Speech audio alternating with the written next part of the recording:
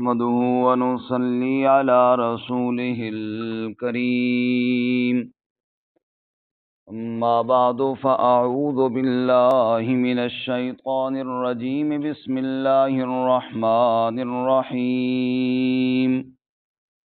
فلما دخلوا عليه قالوا يا أيها العزيز مسنا وأهلنا الضر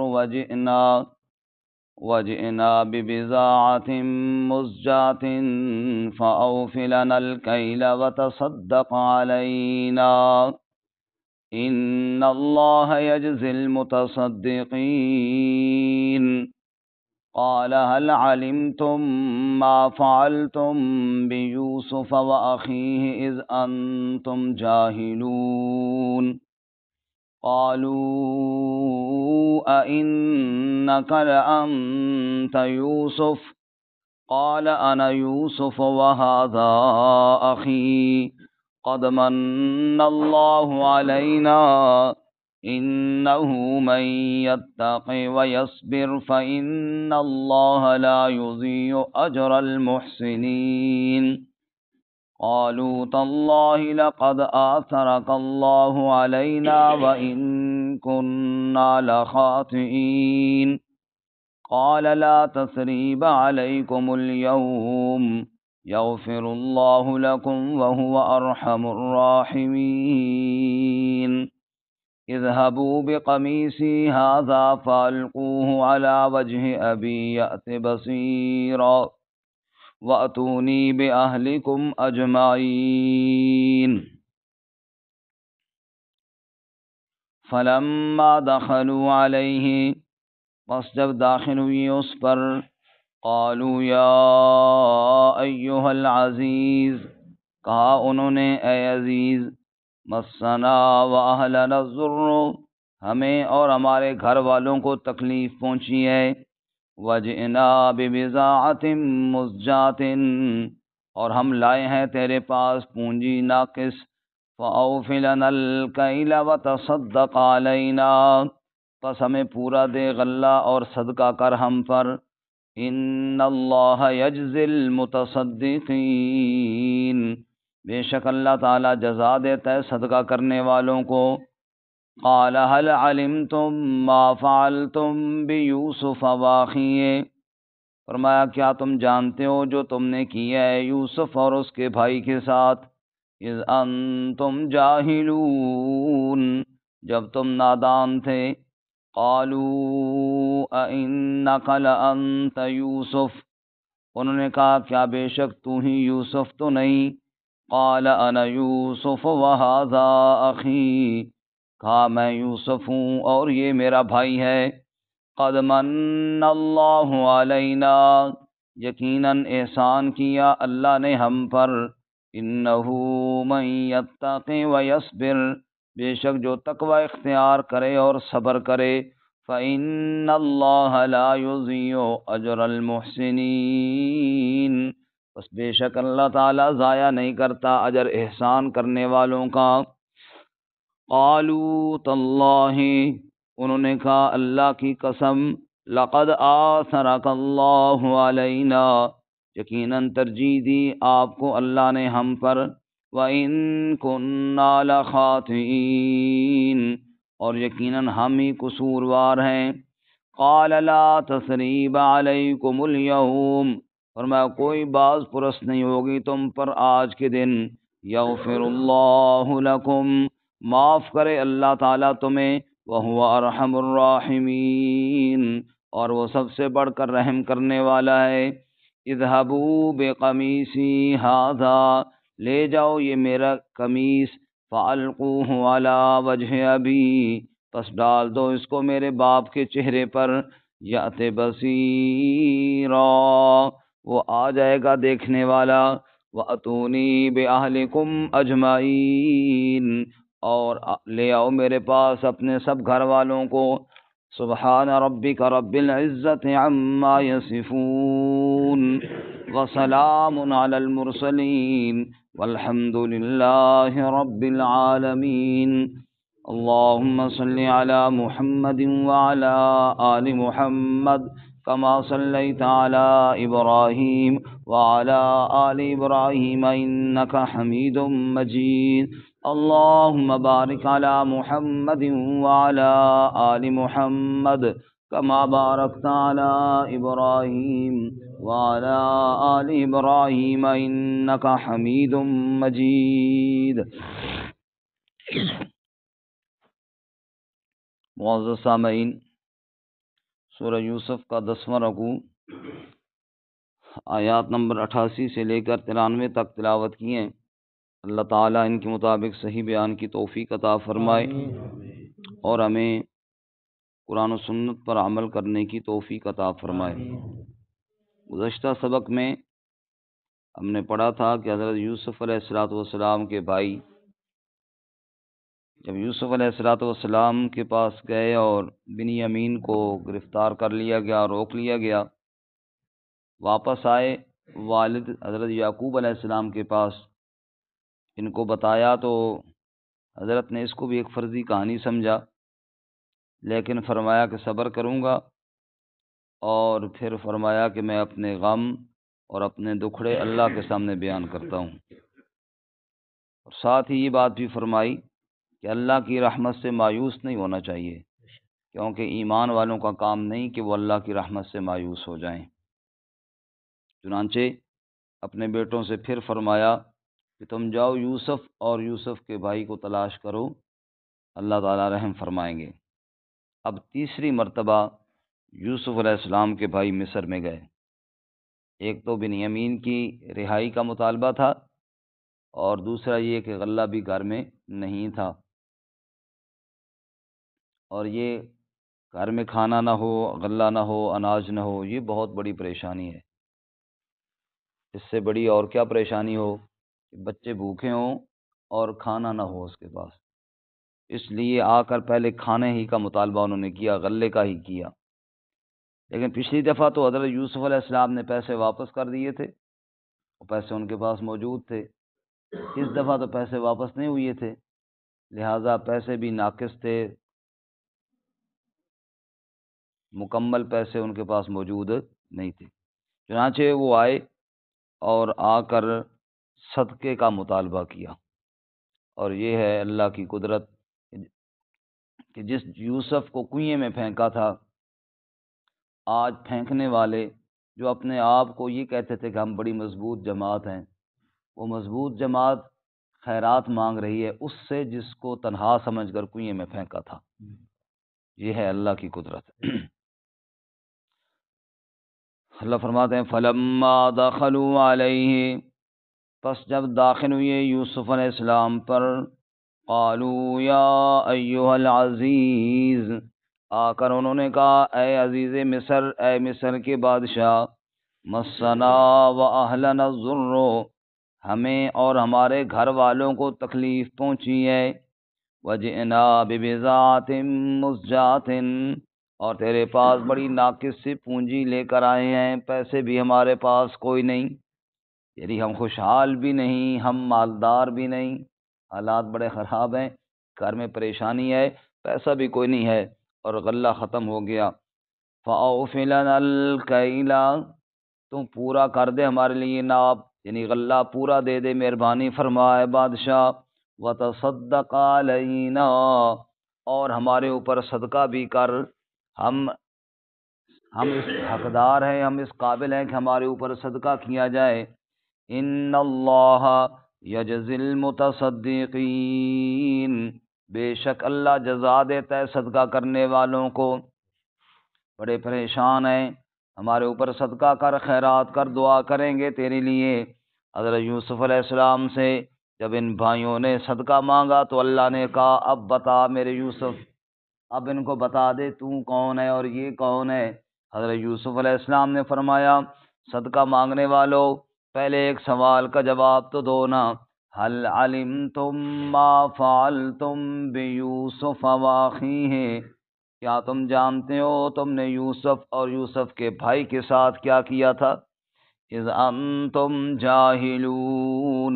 جب تم جاہل تھے، نادان تھے۔ جہالت کے دور کی بات یاد ہے یوسف کے ساتھ کیا کیا تھا؟ جب یہ بات ہوا، اب ان کے تو ذہن میں تھا ہی نہیں کہ یہ یوسف ہو سکتا ہے، خیال ہی نہیں تھا، بڑے حیران ہوئے کہ یہ عزیز مصر اور ہمارے سارے معاملات سے واقف بھی ہے، یوسف کو بھی جانتا ہے۔ اب انہیں شک پڑا کہ کہیں یہ یوسف تو نہیں ہے۔ قالو، انہوں نے کہا اِنَّكَ لَأَنْتَ یوسف، کیا تو ہی یوسف تو نہیں؟ قال انا یوسف وہذا اخی، میں یوسف ہوں اور یہ میرا بھائی ہے بنیامین۔ قد من اللہ علینا، یہ احسان اللہ نے ہم پر کیا، تم نے تو کنویں میں ڈال دیا تھا والد کے گھر سے نکال کر، میرے اللہ نے احسان کیا، وہاں سے نکالا اور آج مصر جیسے عظیم ملک کے تخت پر مجھے بٹھا دیا۔ کیونکہ اللہ کا ضابطہ یہ ہے، انہ من یتق ویصبر، بے شک جو بندہ تقوی اختیار کرے، اللہ سے ڈرتا رہے اور صبر کا دامن نہ چھوڑے، صبر کرتا رہے، فإن اللہ لا یضیع اجر المحسنین، بے شک اللہ تعالی احسان کرنے والوں کا، نیکی کرنے والوں کا اجر کبھی ضائع نہیں فرماتا۔ میں نے صبر کیا اور میں اللہ تعالیٰ سے ڈرتا رہا، اللہ تعالیٰ نے مجھے عزتیں عطا فرما دی۔ رسول اللہ صلی اللہ علیہ وسلم نے ارشاد فرمایا، بعض دفعہ انسان اپنی بدعمالیوں کی وجہ سے رزق سے محروم ہو جاتا ہے، ظاہر ناراضگی ہے اللہ تعالیٰ کی۔ دو قسم کے لوگ ہوتے ہیں نا، ایک تو وہ جو ہر وقت نافرمانیاں اور بغاوت میں لگے رہتے ہیں، ان کے گناہوں کا ان کی روزی پر کوئی فرق نہیں پڑتا، پھر اللہ کہتے ہیں جاؤ ان کی ہے ہی دنیا، یہ عیاشیاں کریں۔ اور ایک جو اللہ تعالیٰ کے نیک بندے ہوتے ہیں، بعض دفعہ کوئی گناہ کرتے ہیں تو اللہ اس گناہ کی وجہ سے ان کی روزی تنگ کر دیتا ہے تاکہ میرا بندہ سنبھل جائے۔ اللہ تعالیٰ فرماتے ہیں نا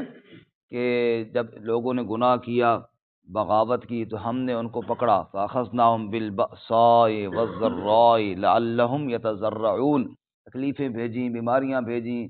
فقر و فاقے بھیجے تاکہ وہ میرے سامنے گڑ گڑائیں، لیکن فلما نسو، جب وہ انہوں نے بالکل بھلا ہی دیا اللہ تعالیٰ کو، فتحنا علیہم ابواب کل شیء، پھر ہم نے ہر چیز کے دروازے کھول دیے، کھاؤ پیو پھر اب مزے کرو، اب تمہارے لیے کوئی تنبیہ نہیں ہے، تمہاری پکڑ آخرت کے اندر ہی ہوگی اور تمہارا لیے سخت عذاب ہے، اللہ ہمیں محفوظ فرمائے۔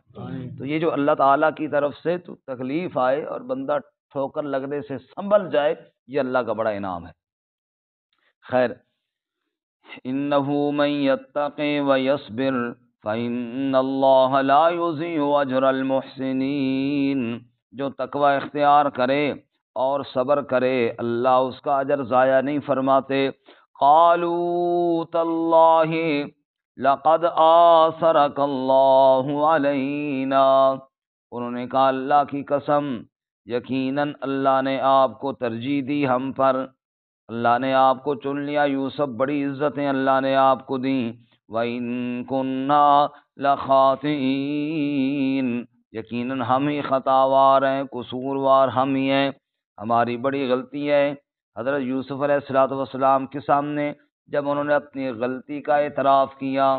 اب ڈر بھی رہے ہیں کہ سزا نہ ملے، لیکن حضرت نے فرمایا قَالَ لَا تَثْرِيبَ عَلَيْكُمُ الْيَوْمَ، آج تمہیں کوئی سزا نہ دی جائے گی، آج تمہارے اوپر کوئی سختی نہ کی جائے گی، کوئی باز پرست تم پر نہیں ہوگی۔ یغفر اللہ لکم، اللہ تمہیں معاف کرے، میں یوسف نے تمہیں معاف کر دیا ہے۔ یغفر اللہ لکم، اللہ معاف کرے تمہیں، وہو ارحم الراحمین، اور وہ سب سے بڑھ کر رحم کرنے والا ہے۔ یہ معمولی بات نہیں تھی، یہ جان کے دشمن کو گویا کہ معاف کرنے والی بات تھی، اور اس وقت کہ جب بندے کے پاس اقتدار بھی ہو، اختیار بھی ہو، بندے کے پاس اقتدار بھی ہو، اختیار بھی ہو، پھر بندہ معاف کرے، کمال تو یہ ہے نا۔ بندے کے پاس اختیار نہ ہو پھر تو معاف ہی کرنا نہیں کرے گا تو کیا کرے گا بیچارہ۔ لیکن یوسف علیہ السلام کے پاس اب حکومت ہے، اور وہ بھائی جنہوں نے باپ کے گھر سے نکال کر کنویں میں پھینکا تھا، اب وہ سامنے کھڑے ہیں، معذرت کر رہے ہیں، حضرت یوسف علیہ السلام ان کو کھلے دل سے خود ہی معاف فرما رہے ہیں۔ یہ شان انبیاء کی ہے، کہو بے شک بے شک۔ اور ہمارے نبی مکرم حضرت محمد الرسول اللہ، سب کہو صلی اللہ علیہ وسلم، سارے کہو نا جی صلی اللہ علیہ وسلم، آپ کہتے قاضی صاحب نے کہہ دیا وہ کافی ہے سب کی طرف سے۔ صلی اللہ علیہ وسلم۔ حضور اقدس صلی اللہ علیہ وسلم فتح مکہ والے دن آپ کے وہ برادری کے بھائی بھی اسی طرح بالکل کھڑے ہوئے تھے آپ کے سامنے، جنہوں نے آپ صلی اللہ علیہ وسلم پہ مظالم کے پہاڑ گرائے تھے۔ کون سا ظلم ہے جو آپ صلی اللہ علیہ وسلم پر نہیں کیا؟ حضور اقدس صلی اللہ علیہ وسلم جب طائف سے واپس آئے تو آپ صلی اللہ علیہ وسلم اس حد تک پریشان تھے کہ مکہ میں داخل کیسے ہوں۔ حضور اقدس صلی اللہ علیہ وسلم اس پریشانی میں تھے کہ مکہ میں داخل کیسے ہوں؟ طائف والوں سے تو جان چھوٹی ہے، مکے والوں سے کون چھڑائے گا؟ یہاں تو جانا ہے، اپنا گھر ہے۔ آپ صلی اللہ علیہ وسلم نے پیغام بھیجے کہ میں مکہ میں آ جاؤں مکہ کے رئیسوں کی جانب، تو کوئی آپ کو پناہ دینے کے لیے تیار نہیں تھا۔ ہاں، یہ تو مطعم تھے جنہوں نے پناہ دے دی آپ کو، مطعم بن عدی۔ آپ صلی اللہ علیہ وسلم نے ان کی طرف پیغام بھیجا تیسری دفعہ، پہلے 2 سرداروں کی طرف بھیجا، انہوں نے معذرت کر لی، اس نے پناہ دی، اور پھر آپ سے مکہ میں داخل ہوئے۔ کون کون سا وہ ظلم ہے جو حضور پر نہیں کیا گیا؟ ہجرت حبشہ چھپ کر کی گئی، رات کی تاریکیوں میں حضور صلی اللہ علیہ وسلم اپنی بیٹی اور اپنے داماد حضرت عثمان اور ان کی اہلیہ کو رخصت کر کے واپس آ رہے ہیں، تنہائی میں تاریکی میں چھپ کر، اور فرما رہے ہیں ابراہیم علیہ الصلوۃ والسلام اور ان کی اہلیہ نے اللہ کے لیے ہجرت کی تھی، آج میری بیٹی اور میرا داماد بھی اللہ کے نام پہ ہجرت کر کے جا رہے ہیں۔ یہ حالات تھے۔ اس سب کے باوجود یہ سب کچھ انہوں نے کیا، آگ کے انگاروں پر لٹایا اور سینے پر پتھر رکھے، ہر ظلم کیا، لیکن جب میرے نبی صلی اللہ علیہ وسلم کے پاس اختیار آیا تو حضور نے فرمایا جاؤ میں نے تمہیں معاف کر دیا ہے، میں نے تمہیں کیا کر دیا؟ بولو جی، معاف کر دیا۔ اللہ اکبر۔ جب بیت اللہ کی چابی بردار سے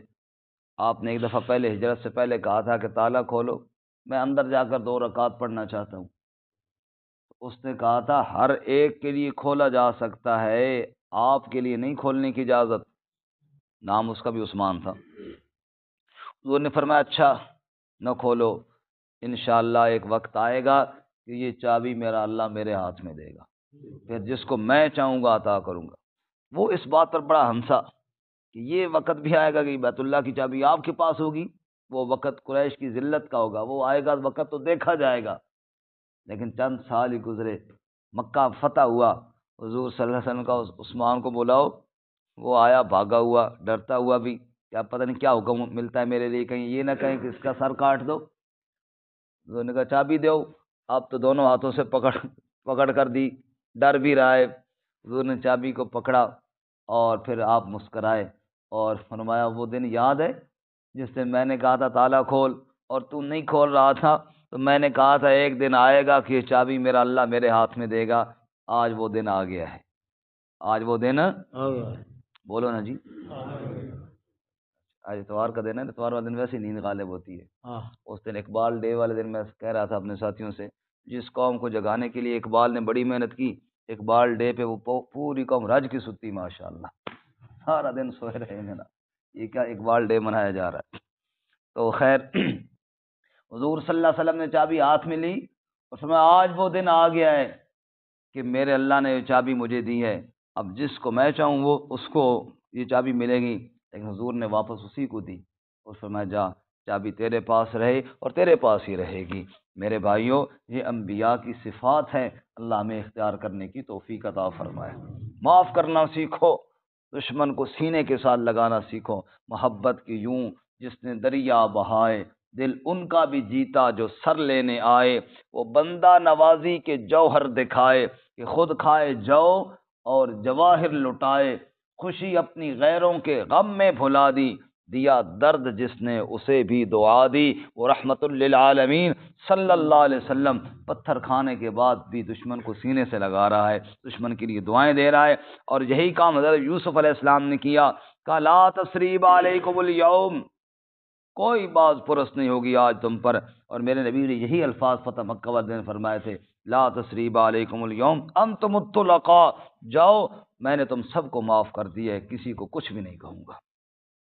یغفر اللہ لکم وہو ارحم الراحمین، اللہ معاف کرے تمہیں، وہ ارحم الراحمین ہے۔ اذهبوا بقمیصی ھذا، یہ میرا کرتا، یہ میری قمیص لے جاؤ، فَأَلْقُوهُ عَلَى وَجْهِ أَبِي،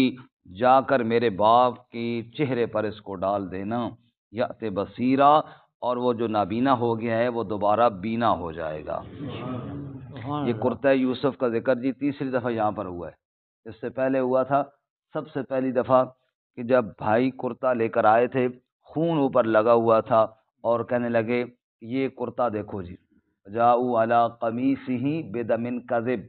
جھوٹا خون لگا کر لائے تھے۔ دوسری دفعہ جب زلیخا کے کمرے سے نکلے کا قمیص دیکھو، ان کان قمیصہ قد من قبل فصدقت وهو من الکاذبین وان کان قمیصہ قد من دبر فکذبت وهو من الصادقین،